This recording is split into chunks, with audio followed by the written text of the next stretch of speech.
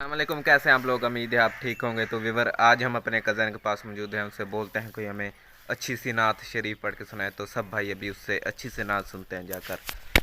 सल्लल्लाहु अलैका या रसूल अल्लाह वसल्लम अलैका या हबीब अल्लाह।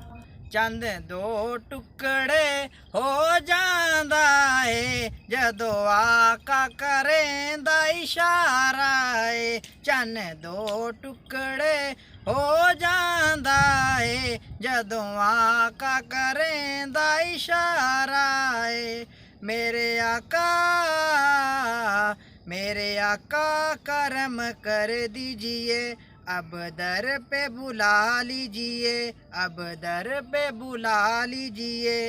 असा बेकस आसी फकीरानू एक मदनी दा इशारा है। असा बेकस आसी फकीरां को एक मदनी दा ही सहारा है। चन दो टुकड़े हो जांदा है जदों आका करेंदा इशारा है।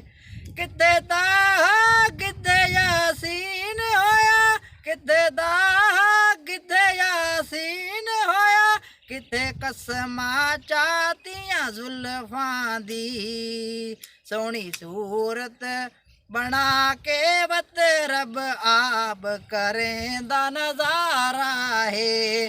सोहनी सूरत बना के वत रब आप करेंदा नजारा है। चन दो टुकड़े हो जांदा है जदों आका करेंदा इशारा है।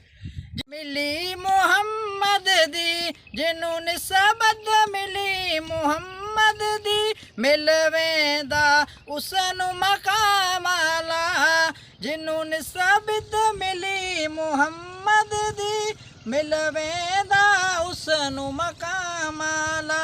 चाहे हश तो चाहे फारस तो, चाहे हश तो चाहे फारस तो, बण वेंदा चमकदा सितारा है, बण वेंदा चमकदा सितारा है। चंद दो टुकड़े हो जांदा है जदों आका करेंदा इशारा है। चंद दो टुकड़े हो जांदा है जदों आका करेंदा इशारा।